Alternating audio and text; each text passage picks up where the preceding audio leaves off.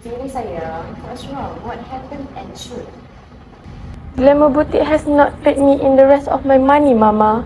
And Cik Manis at the salon is threatening to sue me because I have not paid her in full. I don't know what to do. Glamour Boutique promised you 1,000 ringgit. Didn't they give you a contract? Only a verbal agreement, Anis. I was so excited. I didn't even think to ask for anything in writing. Encik Manis, did you have any agreement with her? Just a receipt for the deposit. She charged me 200 ringgit and I paid her 50 ringgit up front. You need to be careful, Zaina. You are still legally a minor. These contracts might not be enforceable. You owe me the remaining 150 ringgit, young lady. Don't play games with me. I know how to settle these things. We should not speak to Cik Manis on the phone right now, so it's best to consult a lawyer first. Hello, Miss Aina. This is Miss Iza from Glamour Boutique. Just want to let you know there's been a slight delay with your final payment. But don't worry, we will have it set out soon. But it's been weeks, Miss Iza. I need that money. I understand, Miss Zaina. Please be patient. We will be in touch. This all sounds fishy, Zaina. We need to get a legal advice. I know a good lawyer who specializes in these consumer rights. Yes, I agree. This is something that we can handle on our own. Thank you, Mama and Anis. I'm so glad you are here.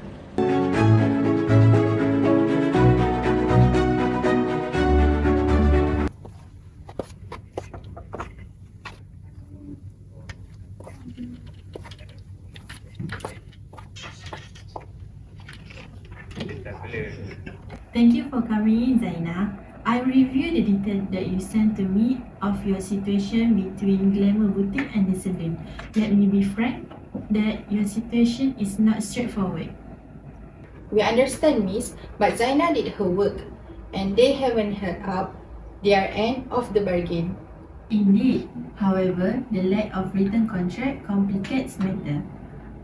With the Glamour Boutique, we can argue the implied contract based on the verbal agreement and complete work. But we need the evidence like email and photos from the shoot. We have some photo on Zaina's phone. Wait, let me show you. This is the photo. Excellence, as the beauty salon, their claims against you guys might be trickier, while the lack of full payment will not automatically void the contract. Your age could be a factor. Under the Contract Act 1950, contracts entered into by minors without parental consent are generally not enforceable. But I did pay the deposit.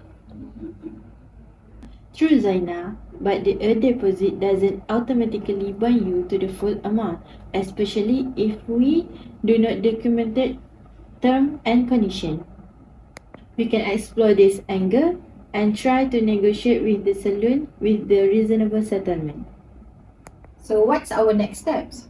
Okay, first, I will draft a demand letters to both Glamour Boutique and the salon, outlining Zaina claims and requesting a payment within a set time frame.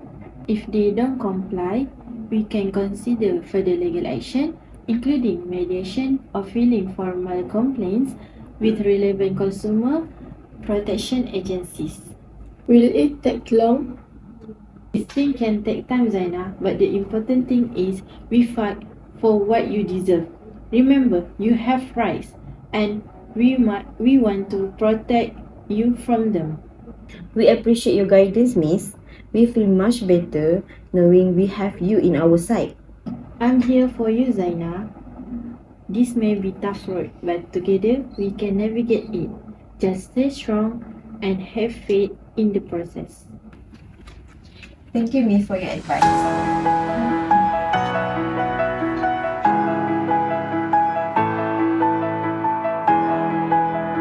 Zaina wants to be a model, but she's young and might not understand contracts well. According to a law from 1950, minors like her can make valid contracts. Her deal with a beauty salon seems questionable, but a court might see it differently if she made her choice herself. Another contract with Glamour Boutique depends on her age. If she signed it before turning 18, it might not be as strong. Zaina should talk to an entertainment lawyer to understand her rights and options. She can also discuss payments with the boutique and sort out the salon issue. By getting help, Zaina can handle these challenges better. The issue in this case will be whether Zaina can legally be held responsible for not paying the unpaid balance of 150 to the beauty salon, and hence she has a claim against Glamour Boutique for not receiving the balance of 700 ringgit after completing her modeling assignment.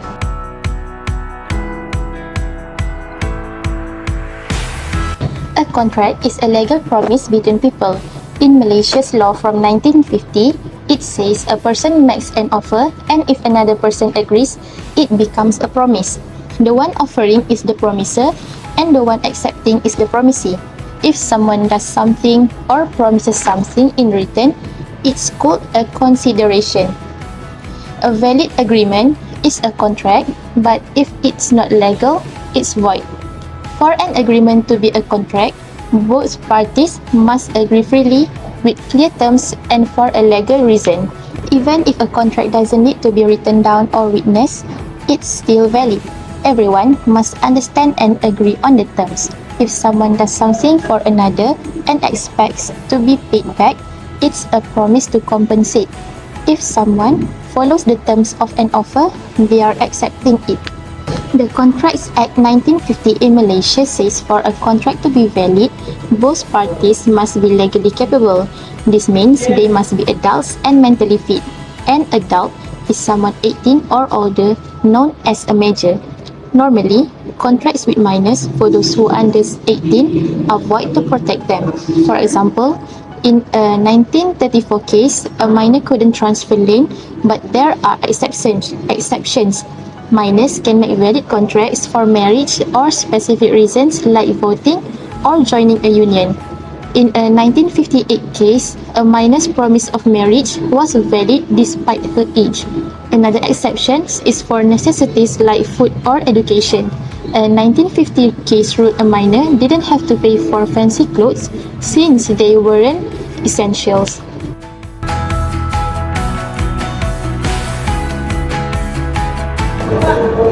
Zaina, at 17, has contracts with Glamour Boutique and a beauty salon. Typically, contracts by minors are invalid unless essentials. Zaina's modeling experience could make she makes good business choice. If she lied about her age, her parents could cancel the contract. But proving this is tricky. If Zaina took the job due to financial needs, she's protected by the Contracts Act 1950. If the job was essential, the contract with Glamour Boutique is valid. Zaina can sue for unpaid money or ask the court to make Glamour pay Rm 700 ringgit. Her contract's legality depends on her age when she signed. If she signed before 18, it might be void, but if after 18, it's stronger. The contract must also be fair and clear.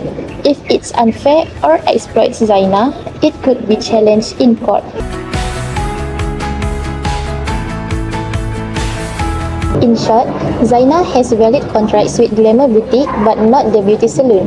Glamour Boutique owes her 700 ringgit while the salon cannot claim Zaina owes 150 ringgit. Zaina can either reclaim the 300 she paid and 700 ringgit from Glamour and argue against paying the salon due to her age and the non-essential nature of the service. The outcome depends on contract details, Zaina's understanding and legal interpretation. Handling contracts with minors like Zaina requires careful legal considerations.